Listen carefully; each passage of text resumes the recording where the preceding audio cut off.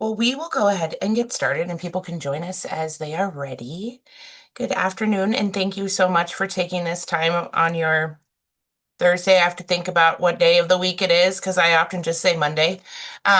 Thursday afternoon for the Montana Math Implementation Series. And today we are focusing on looking at the standards and then looking at what that means for any change in our classroom assessment, our local assessment, and then ultimately our state assessment. For the Office of Public Instruction, I oversee the content standards, the Learning Hub, the Professional Development Renewal System, and then the Early Learning Series. Um, and with me today, joining me is Marie Judas. She is the Senior Manager of Academic Outcomes and Instruction, and she oversees assessment. And with that is Cedar Rose is also here. She's not really presenting, but if we have any questions for her, I'm sure she'll hop on and help us. And that is our State Assessment Director. And we have several other people from the OPI here today to help in the background, help answer your questions. If you have any technical issues, you can put it in the chat, and they will help address or help problem solve if they can. Um, yeah, just a little bit of housekeeping that we have. This session is designed to be interactive, and you really will get out of it what you put in. So please keep your camera on if possible and engage in the chat and activities. If you need any accommodations to fully participate, please let us know. All of our session resources, including slides and handouts, are available on this slide. You can come back to with the QR codes, but also in the Google Drive and links. And we really value your feedback. And please plan at the end to complete a short evaluation that will help us to drive the future sessions, but also ensure that you get your professional development units.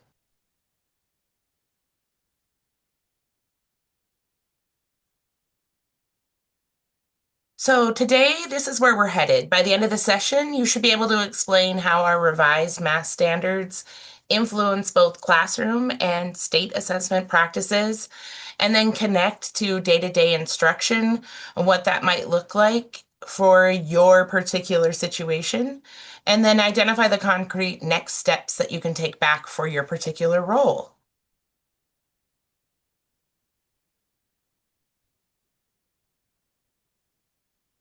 We just want to be very transparent about professional development units. In order to earn professional development units, you must check in. So in the chat, let us know that you're here today. Keep your camera on when possible, actively participate, and then reflect and complete our evaluation. On our end, we are required to meet ARM 1055 714 and 1057 216. And we share this not to gatekeep, but we just want to keep we're trying to really model meaningful professional learning requirements, and engagement is what makes this meaningful and relevant for everyone. We do understand that there may be some reasons why you can't be on camera. And if that is the case, if you could just reach out to somebody on the team, you can send an email or just let us know and we'll make a note.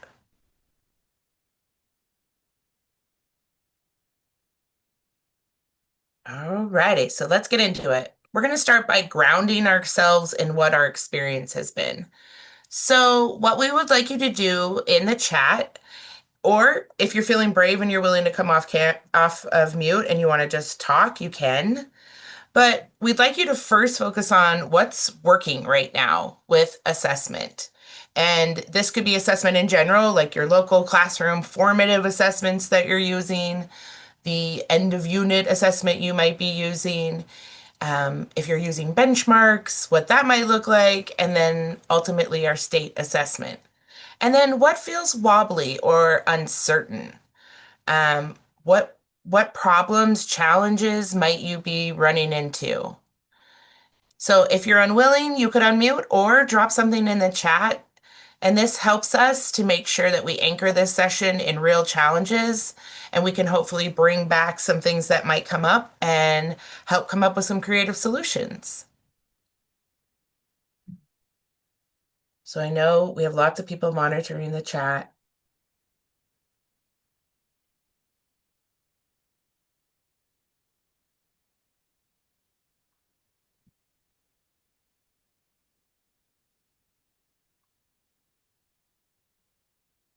I see warm up and exit tickets are helpful. Yes. Formative, quick formative, verbal questions are working. Right. Yes. Such a great point that every assessment doesn't have to involve writing. Using project-based assessment, love that. Exit tickets, weekly quizzes, frequent formative, yes. Using the data for intervention groups, absolutely. Yeah, all right. These are great things. So now challenges, maybe what barriers, what are some things you're uncertain about right now?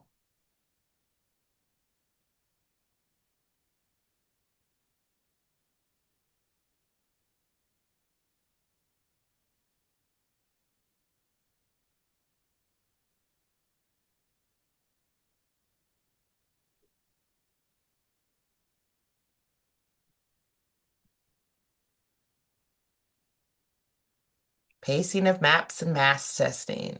Pacing. Mhm. Timely intervention so students don't get behind. Getting through the curriculum for the mass assessments.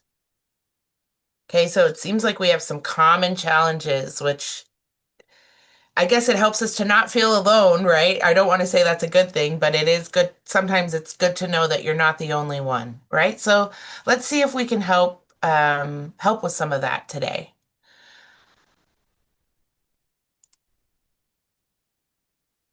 All right. So we did get a lot of names in the chat, which we appreciate. We do want you to check in with your names and your grade serve, because that will really help guide our conversations on how much we need to talk about math, high school, whatever it is in between. And so we can even break out into groups or whatever that might be with the people we have.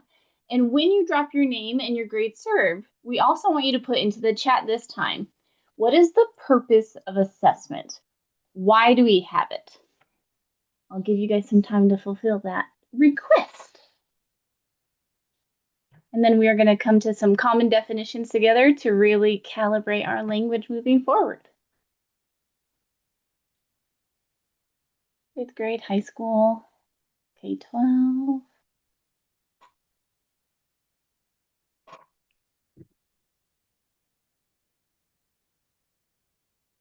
Nice. The middle school too.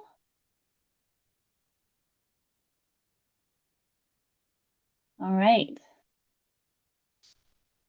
High school teachers, I'll be interested to hear some of your thoughts and misconceptions also that come with math that you may not have experienced yourselves yet.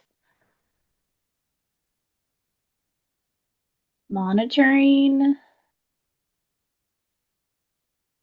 Wonderful. Thank you for all that you've submitted there. And internal folks, please feel free to participate too. I'd love to see what some of our own team has so that we can work on that common language as well.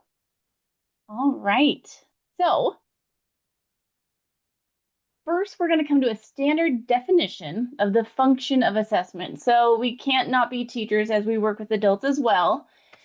And so we did a close exercise with all of you, and we found a few different functions of assessment.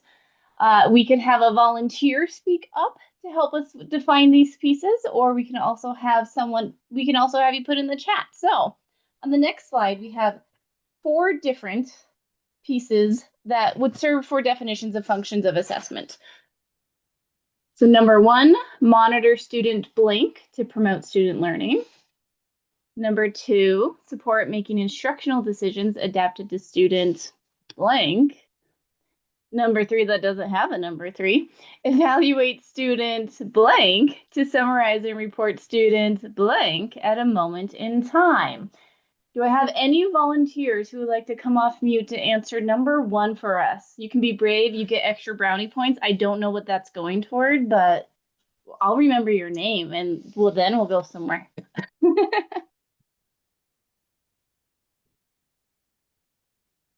Number one. Monitor student progress Very to good. promote Thank you, student learning. Amy. Yep. Yes, you nailed it. Number two. Support making instructional decisions adapted to student. Could be a couple different ones you'd put in here.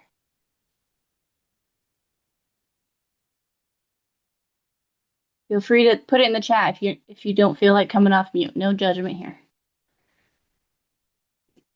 Yay, Catherine. Yes, thank you, Jackie. Support making instructional decisions adapted to student needs, which could also be understanding, right? Could also be learning. There's a few different ones that would fill that blank accordingly.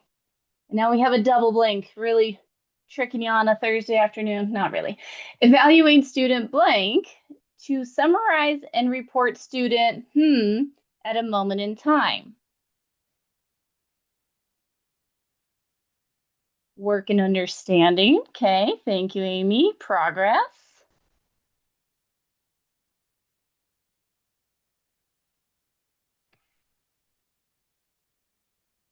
Any other offerers? Okay, if not. So from the from our resources, we did pull in evaluate student achievement to summarize and report student proficiency at a moment in time. So gold stars over there too. But really, a lot of these can be interchangeable in how you look at it. We're really looking at where are our students, what do they need, and how do we get them to the next step. And finally, not only are we looking at students, but also the instructional programs that we have. Especially with what we're seeing with math, we are seeing some gaps in some different instructional programming that maybe aren't aligned to the standards. So excited to dive down that road with all of you. So our next activity, we are looking at the definition of assessment. So whether it's one sentence, two sentences, don't enter it in the chat yet. When you are asked by a school board member, by a parent, and they go, why are you doing this? Whether it's formative, summative, statewide, what is your personal definition of assessment? Put it in the chat. And then when we say through year is when it's kind of like saying bananas with your kids. We're going to have you ask and hit enter so we can see them all come in at the same time. So I'm going to give you 1 minute of really good think time. If you have to write it out on pencil too and then enter it, that's just fine.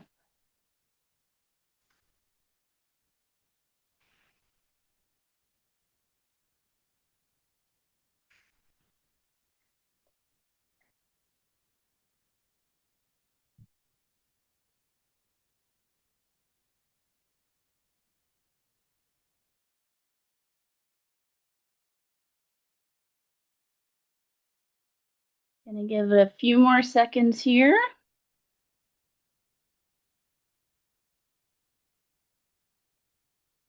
All right, through year. See if it works. Yay! All right, I'm gonna give everyone a moment to kind of glance through those different entries there and see if you want to make any adjustments to your own. If you could put emojis on different people's, like reactions, hearts, stars, thumbs ups, that would be beneficial also. Ooh, a process. I like that. Measure understanding. Oh, I like celebration coming in. Yes. Sometimes we forget assessment is not just about finding out what's wrong, but it's about celebrating what they do know. That's wonderful.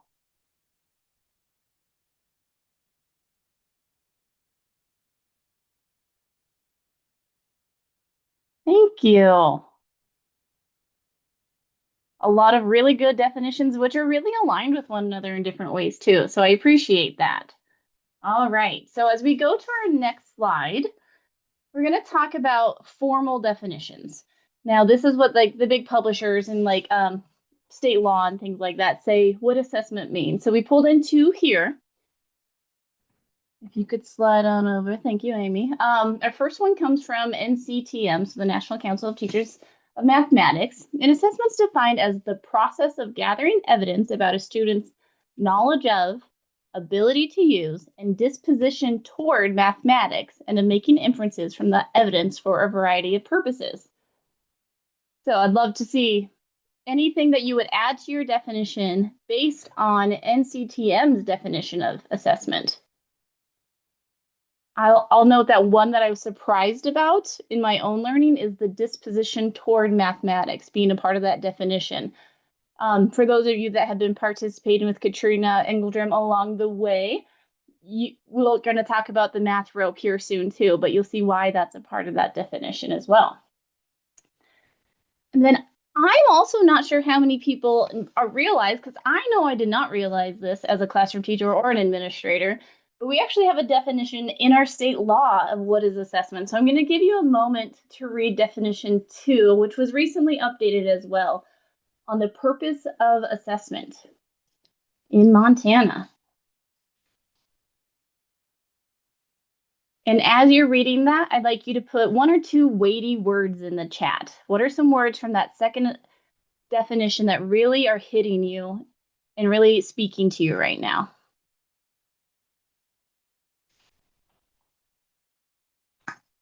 Integrated, that's great.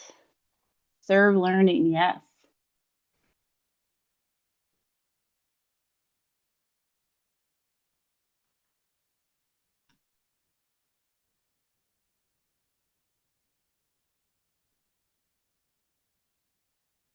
Yes, some strong words in there.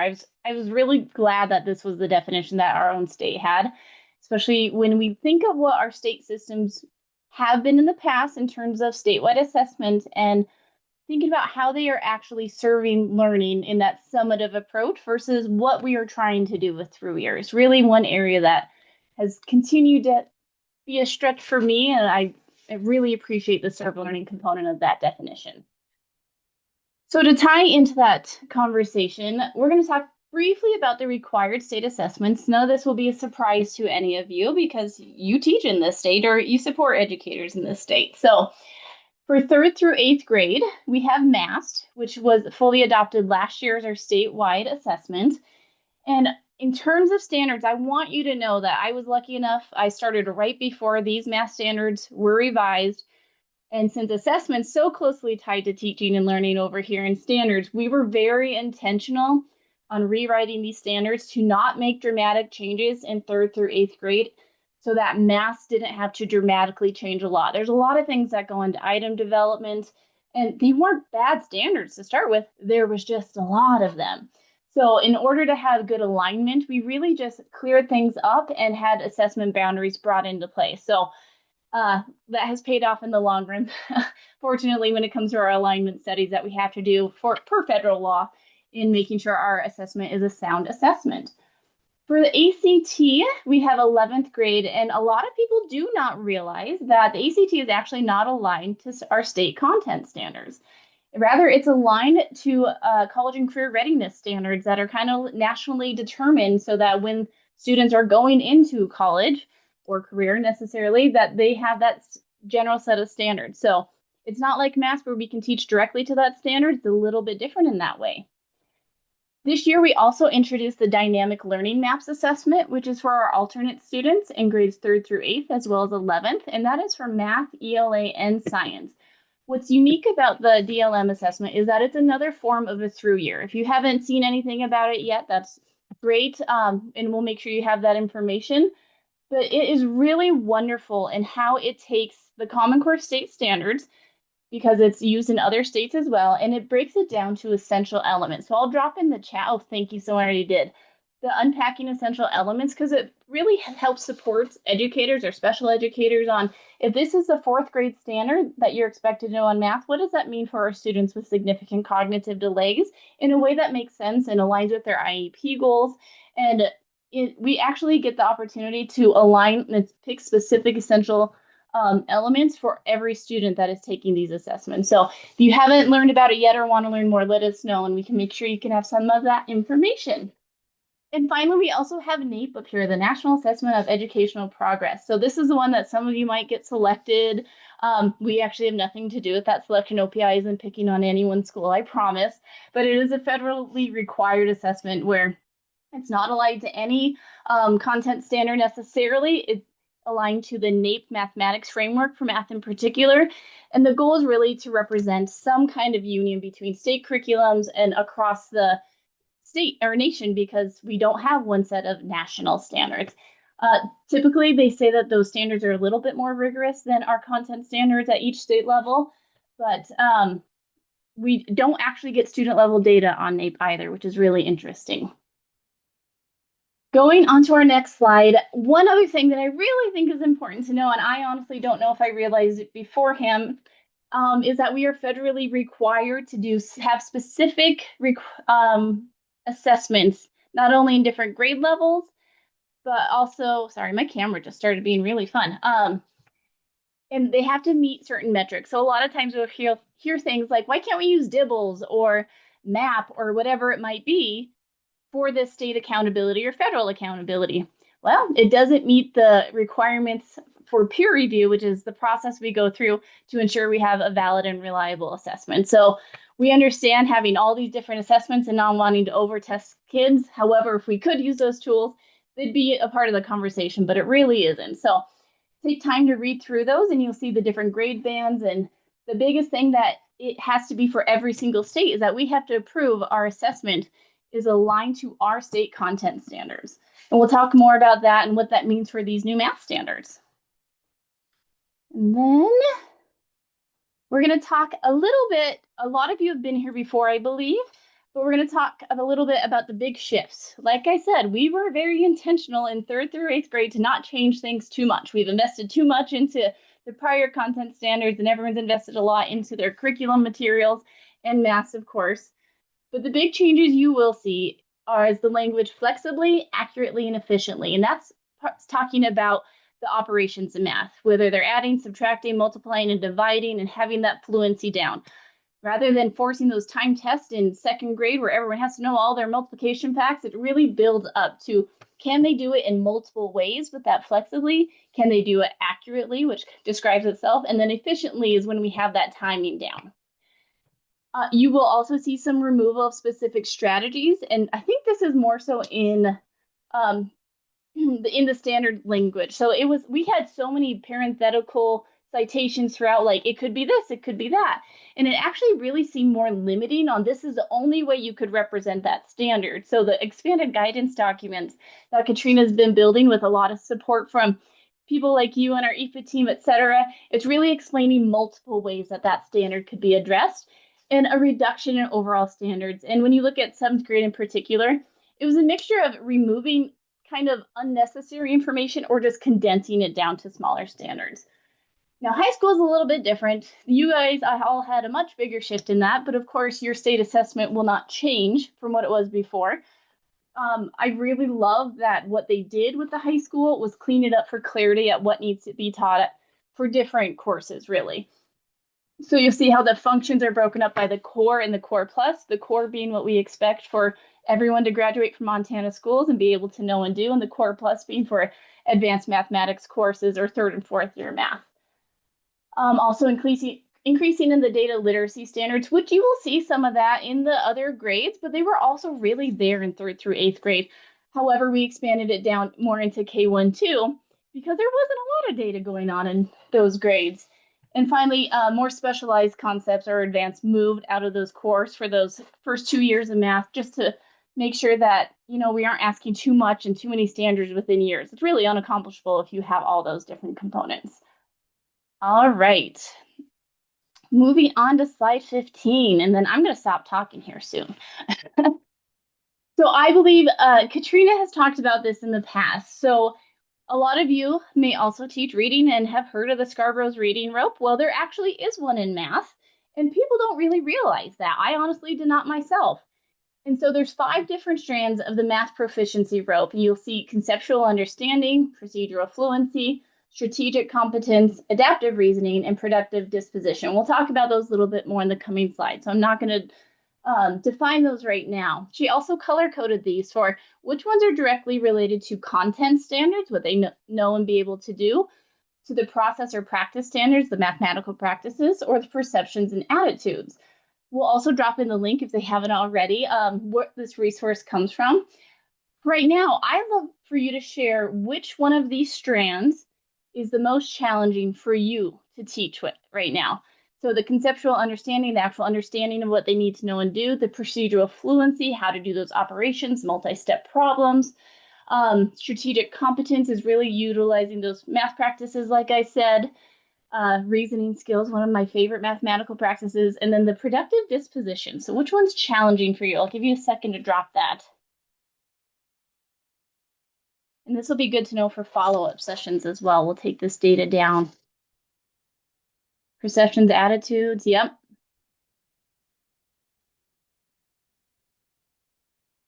Adaptive reasoning, so fun.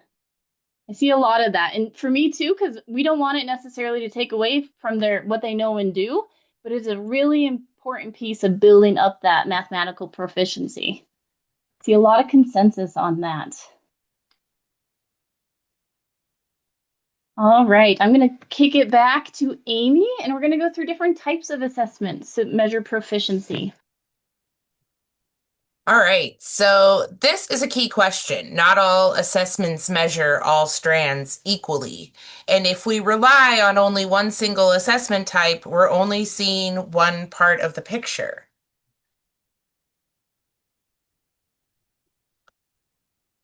So here we have many different parts of the assessment system. And this shows how it's not an isolated event. Pre-assessment, formative, summative, and benchmark assessments all play different roles and inform different decisions when it comes to instruction.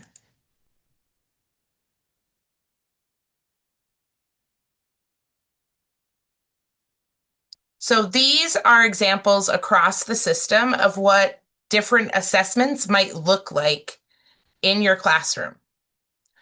I want you to think for a minute, what is missing from this list? Drop an example into the chat and then tell us what type of an assessment it is.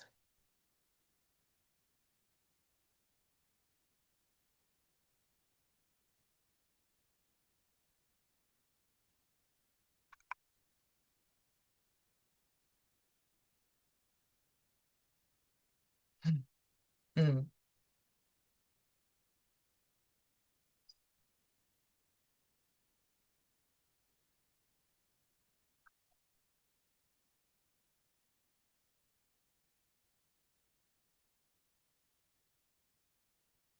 Right. So Carrie said, I don't see verbal. And I think that's an interesting, um, it's an interesting observation because really many of these could be oral assessments, right?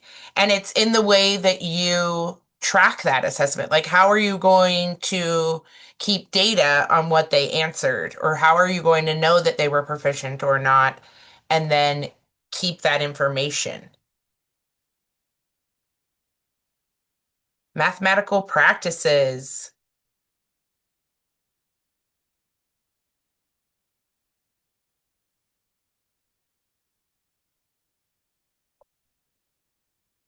Anybody see anything else that might be missing? Self-assessment. Ooh, good. Powerful.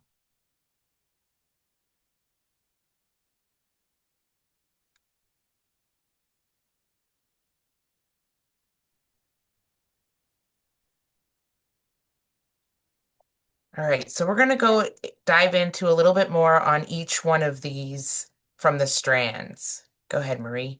You're good. So with conceptual understanding, I had myself had to remind myself of the definition. So it's an integrated and functional grasp of mathematical ideas. So this can be best measured by whether it's your classroom formative, summative, performance task, and interviews, which I think goes back to your verbal, Carrie.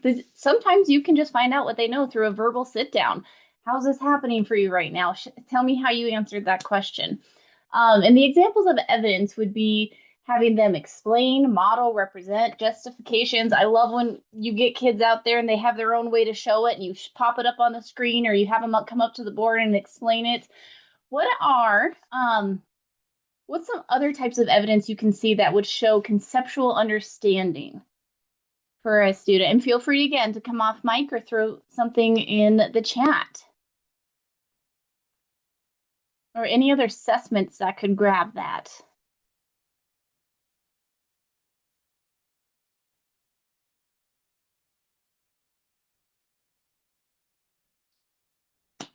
All right, we'll keep rolling.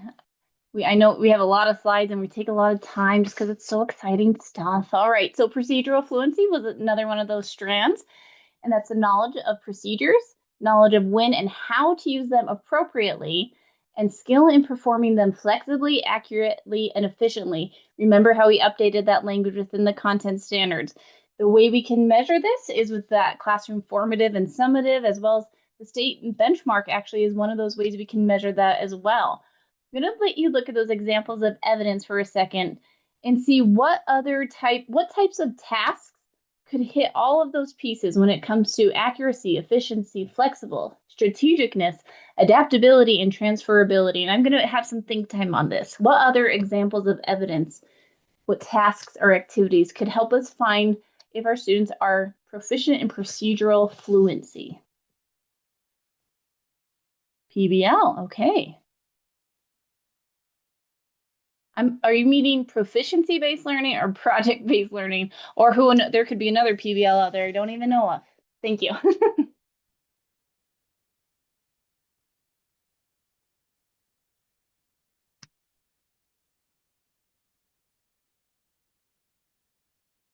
Place-based, I knew that. Thanks, Julie. We have too many acronyms in education. I know the old way we used to do this is rocket math. Lots of rocket math back in the day. All right, we're going to slide on to the next one. Ooh, modeling, yes. Adaptive reasoning, and strategic competence. So this is, again, the ability to formulate mathematical problems, represent them, and solve them. So having multiple strategies to show your thinking. When you look at examples of evidence for this, having the opportunity for multi-step reasoning. I know when Common Core came in, it was a big shift to justifying your thinking and why you took the steps you did in order to solve it. Didn't mean you have to do it that one right way, but really having the opportunity to apply those skills and explain them. Any other examples of evidence or tasks that could show strategic competence? In particular, I'm thinking back, Carrie, to when you said verbal and having the opportunity to not only in writing, but verbally have an interview, a diagnostic interview, or whatever it may be to explain those strategies.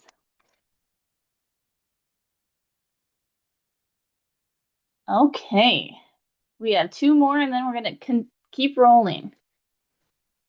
Our next one, which is what a lot of you put in the chat, was adaptive reasoning. So the capacity to think logically about the relationships among concepts and situations. So again, that application component. These are really great when you have performance tasks and you're asking them to solve these bigger base problems and have to use multi-steps to get there. And having that discourse with peers. Number talks, math talks are my favorite things to do with students. I love when they get into debate about like the better way to to strategize on the different problems, and then formative tasks as well. I love when kids argue about math. Is there anything better when they get passionate about like, no, it should be this and be and every day? It's like, oh, the best. Is there any type of assessment that would be more beneficial for this type of task than another? Like if you had your one go-to, I need to know if this kid has adaptive reasoning, what would be your go-to for that assessment? Yeah, it is so fun. Ooh, students making their own problem. I love that. And I will say, this is one that if we don't intentionally try to find students doing this and give them the opportunities, it'll unintentionally get missed quite often. So it's really hard if we're not really intentionally planning out our thinking to get there. Creating their own challenging, yes, I love that. Open-ended problems. I love those. Very good. Thanks, everyone. And then our last part of that strand is going to be the productive disposition, another area that maybe you hadn't had experience with before, especially in terms of assessments. But this is the tendency to see sense in mathematics, to perceive it as both useful and worthwhile. I know you're all thinking of a certain student like I am right now. To believe that steady effort in learning mathematics pays off, and to see oneself as an effective learner and doer of mathematics. If you don't have this strand with your students and give them the opportunity to reflect on this strand, sometimes other four strands don't even matter. If they walk into that classroom thinking they're bad at math, there's no use for it, sometimes you're setting yourself up for failure right away. So observation, self-assessment. I know there's different platforms that I have used that are really good at doing it beyond the teacher myself. When they were answering questions, even if they got it wrong, you're not getting it wrong. You don't have it right now. You're growing your brain using that growth mindset language also, and remembering that everyone can be a mathematician just like everyone can be a reader as well. What are some ways that you could collect evidence or different assessments for this that may not necessarily be for a math grade, but for like a learning disposition grade within your school? What are some ways that you could tell if students have productive disposition in mathematics? Ooh, logics, puzzles, yes. Connecting to, oh, yes. One of my favorite challenges was with my students is like, I can turn anything into math, really making them see that math is everywhere. They're like, not this cup. I'm like, what's the volume of that cup? How full is it? And oh, it would make them so mad, but then it'd be the fun game every day too. A retry. Yep. And really connecting to the real world experiences. And you'll see that update in the standards where it used to say real world experiences within the content standard, but we actually changed it to problems in context intentionally because the real world is everywhere. So the problems we're having them solve is really just giving them the context to solve it.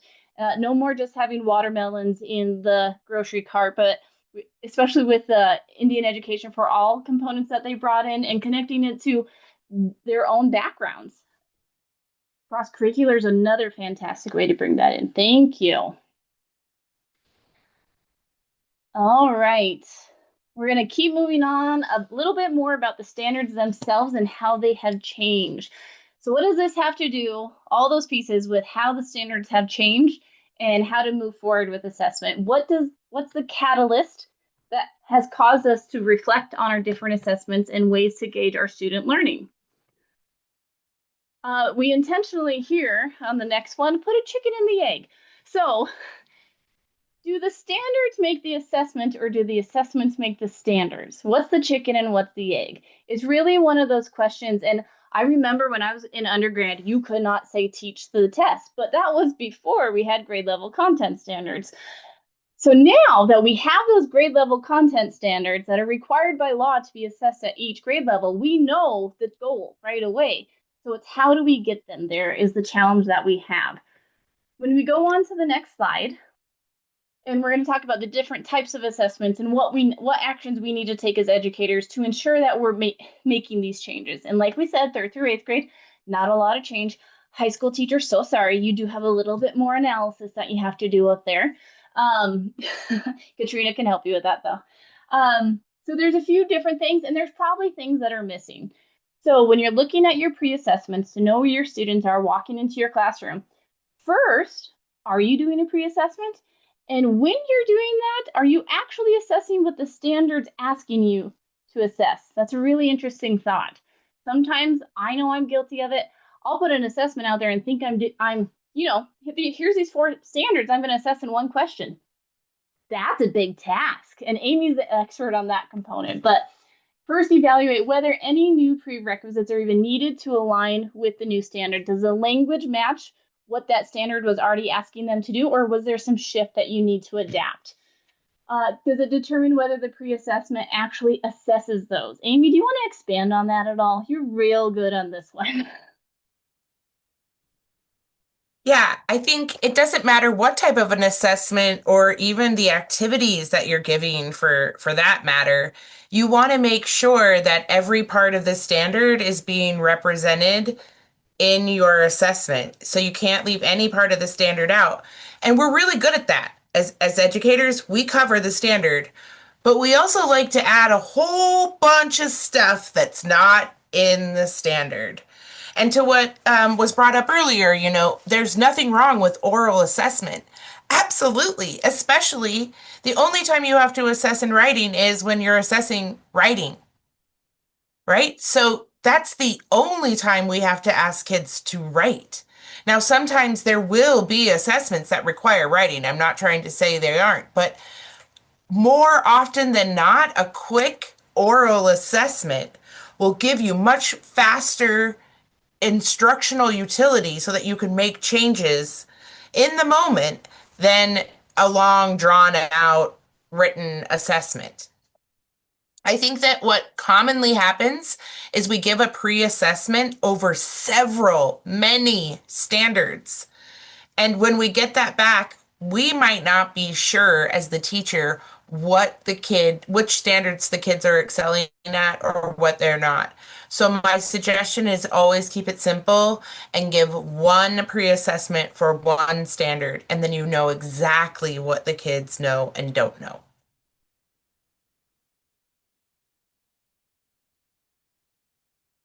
All right, and then the example given here is really looking at that K2 and that money component in time. We really did stretch those down into kindergarten and first grade because they weren't there before, but they were so necessary and we were doing them anyways as teachers. So we brought it back in there. All right, going to formative. Amy, do you want to take this one? Yes. So again, with formative, the whole thing about formative is it's not being graded. The minute you grade and report out on an assessment, now it's summative. And that's really the only difference. The formative is just giving you information on what you're going to do next, right? And so the key takeaway is alignment. That we actually make sure that whatever assessment kids are taking, that it's addressing the standards. And if we have to revise that slightly, it's okay. But we need to make sure that the standard's asking what the kids need to know and do and nothing else.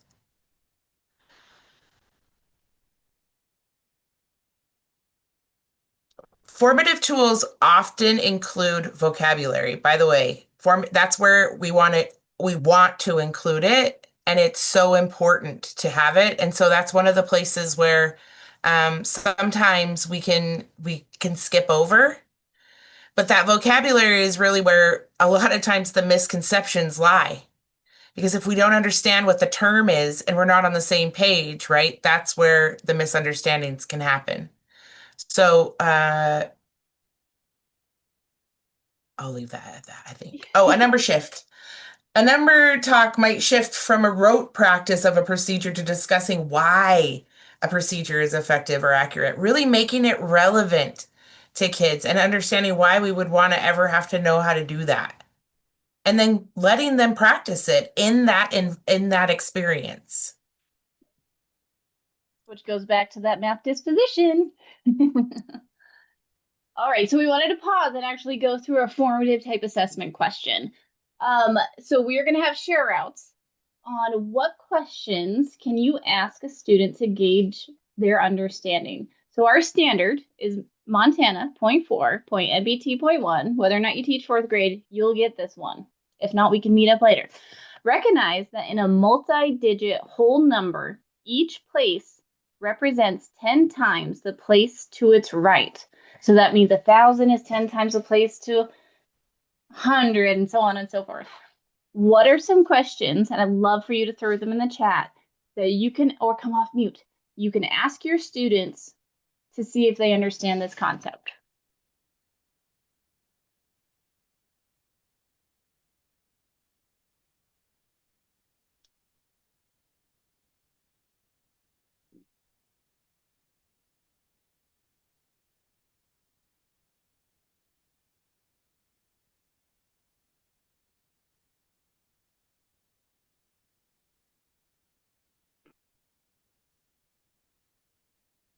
There you go.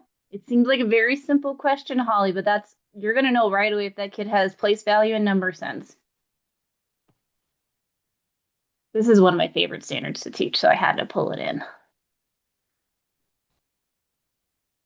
But to cover every part of this standard, what would I have to do? Because you've covered one part of this standard now Mhm. by asking that question. Here we go. Yep. How many There tens you and a go. hundred and work your way up. Right. So to cover every part of the standard, I need to ask for every one of the place values. But you can ask it in different ways, in creative ways and fun ways. All right. So we got a few questions there. Now, we want you to think of three different scenarios. Scenario A, all of them get it. What do you do? Do you continue to teach in poundage or do you move on? They've got it, you see it, you have the assessments. Scenario B, 70% of students get it. Now what do you do?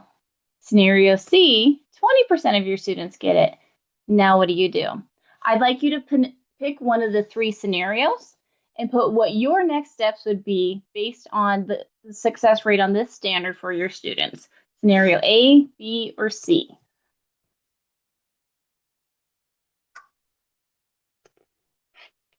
And you could apply this to any standard. This is just one. You can't all pick A, but it is a good one.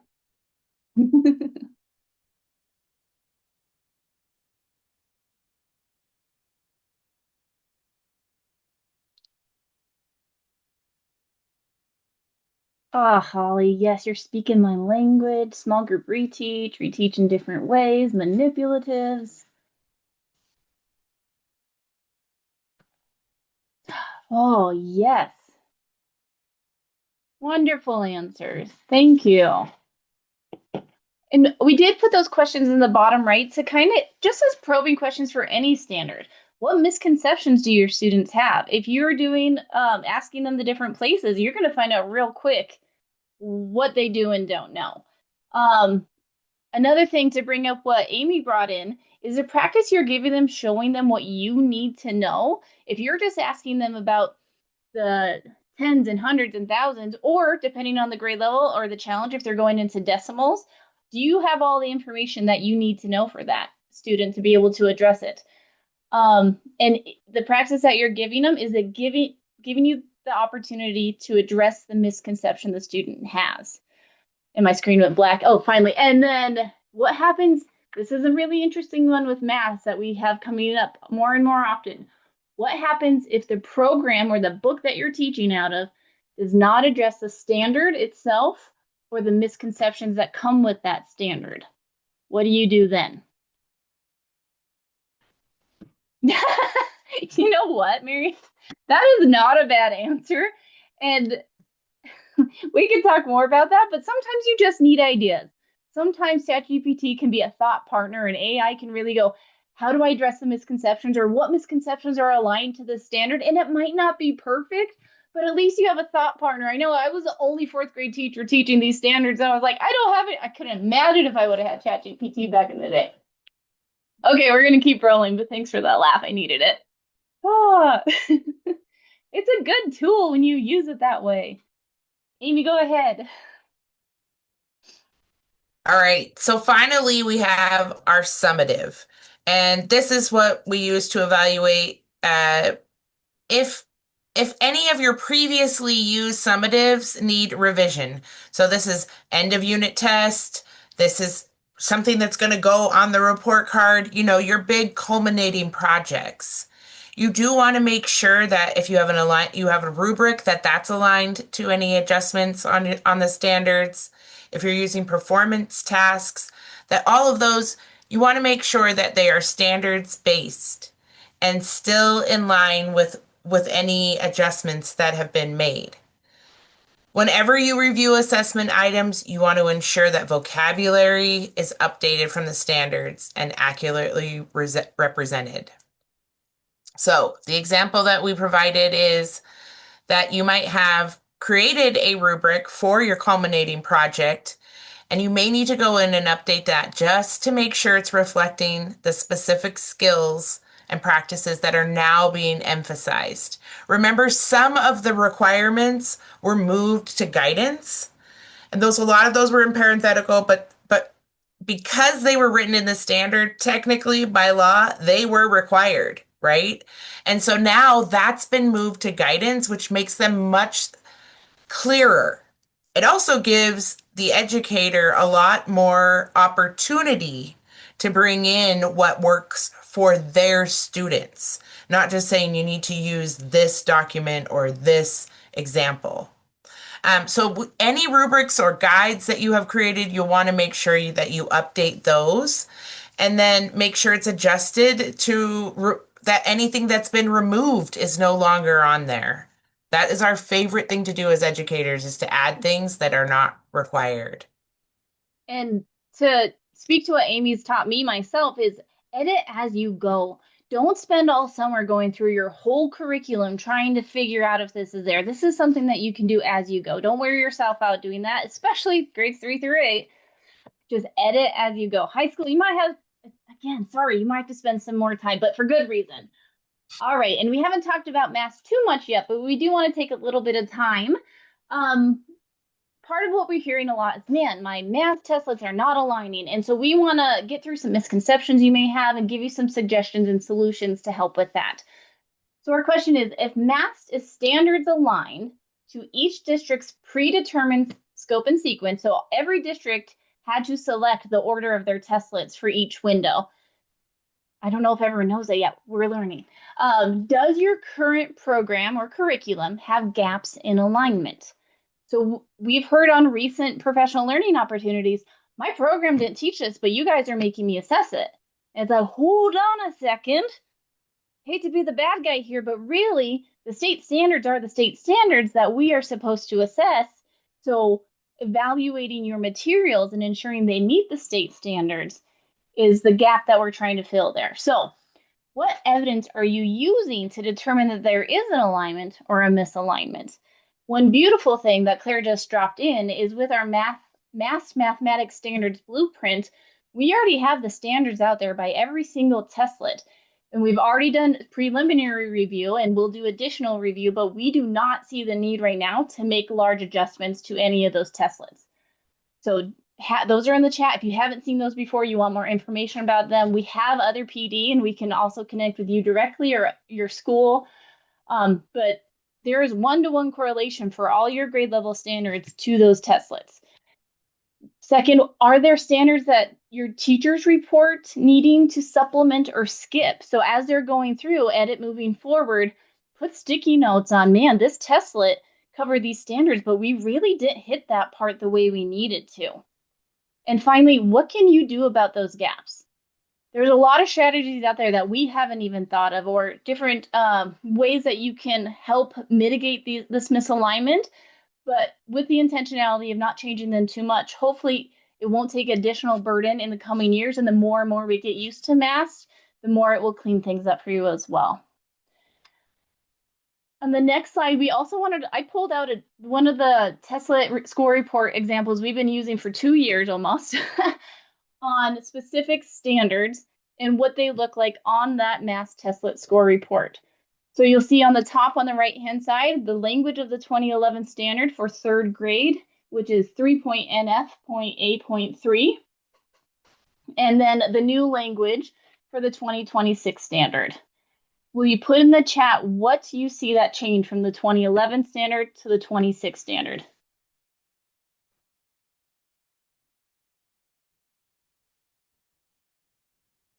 Thanks for sharing that, Jen.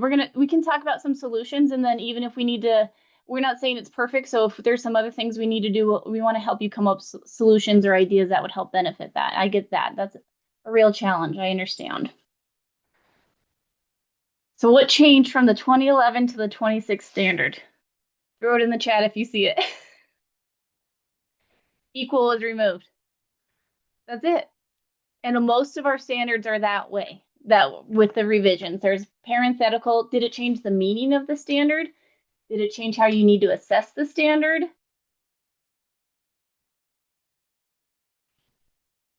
So I just wanted to show you that side by side that you could see it's not going to be a huge change. There's not a whole lot more going on there.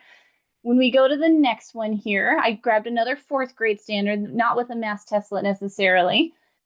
And I'm showing you again on the left-hand side, we have the 2011 to the 2026. And I say 2026 because our formal adoption date is July 1, 2026.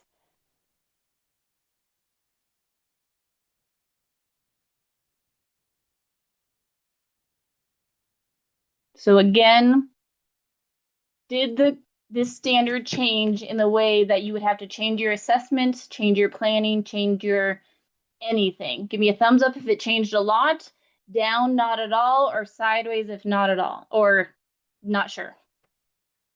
I'm looking at your pictures if you have them up.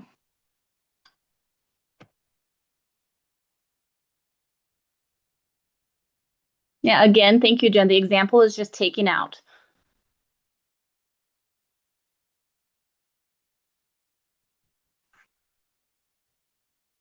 All right.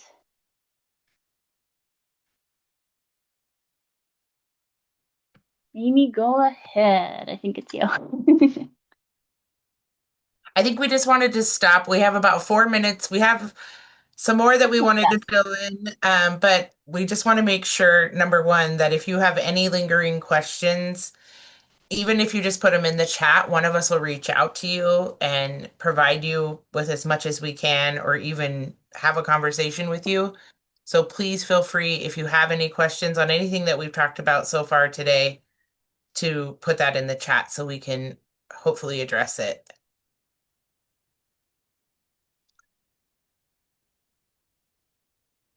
So Okay. Oh, go ahead. go ahead. It's all right. So a lot of times what we hear is, wow, this feels overwhelming and we're not sure where to start. And I think what Marie said earlier is so useful in so many areas in education is you can't go back and change everything that you have. You have built massive amounts of resources and they're still really valuable. My number one suggestion is that when you start on your next group of testlet windows, that you pull out what you have and make sure that it is aligned, and really looking at the classroom assessments. Because when we're talking about MAST, whatever results you get from MAST, that should confirm what you already know. It should not be this shocking information, because it is like that just in time data that you're getting that information so quickly. You should be like, yep, I knew that's what it was going to say. So thinking about some ways where you can just, what could you do to start tomorrow? Just pick one that could be doable for this month.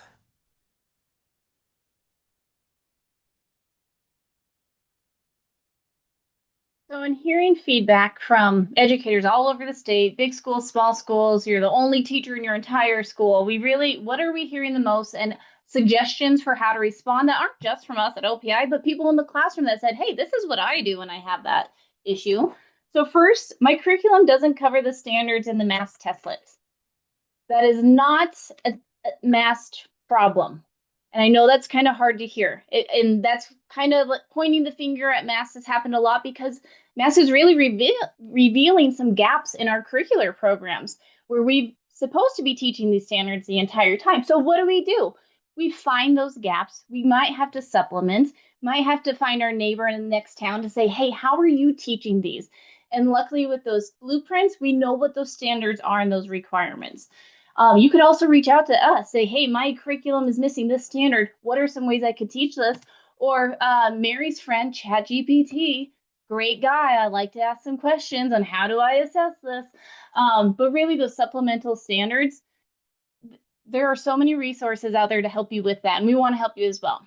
A second one, I don't know how to address the misconceptions because we have moved on, and I heard that in Jen's comment too. So I've heard a few different strategies myself from educators in the field where I was like, I never would have thought of that. Because we have those misconceptions already mapped out in the math specification guides, some of our teachers that know, oh, these students are going to have a hard time with it, they're actually pre-teaching to prepare for those misconceptions to try to remedy them before they come. I also have some exciting news that I'm going to share in a little bit about this too. But small group remediation, one-on-one check-in, utilizing your technology tools, and if anyone wants to offer up some other ways. And I understand that there's a lot of pacing issues that some schools are facing, but when we have those conversations, we're hearing some schools are actually reviewing and reviewing up to 12 weeks at the beginning of the school year before they get to grade level content. The research shows that you need to stay on grade level content and give kids the opportunity to learn at grade level while you're still going to have to support those that are behind. But if you don't give them that grade level support as they go through and are only focused on that remediation, that child is never going to catch up. There's no perfect remedy to do that. There's no one way, magical way, but we have to give them that opportunity to learn. Amy, you came off mute. Did you have anything to share with that? No, It okay. was an accident. Okay.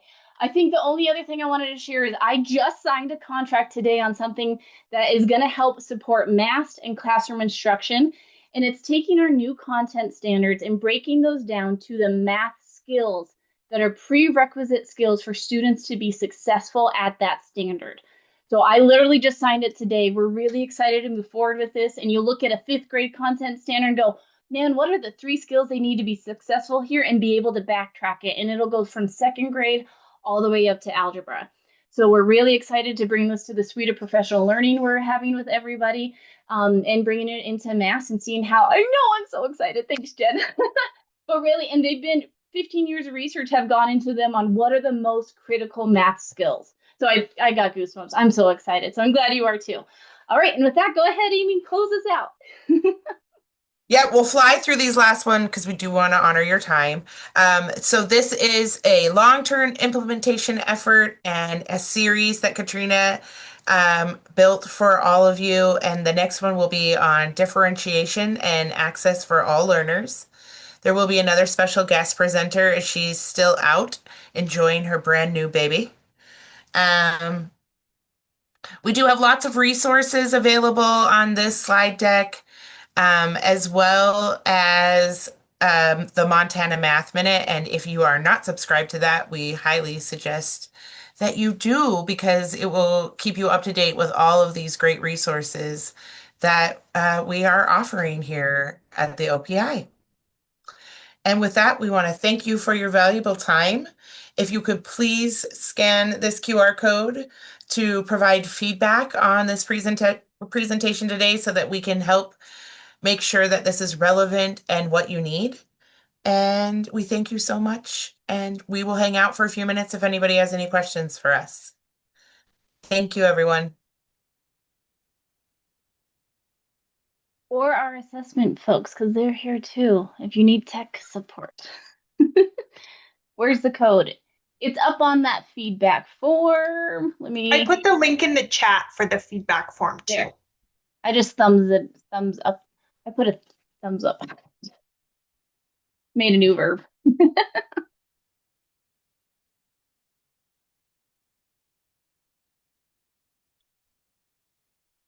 Does anyone still have a specific question they'd like to share out?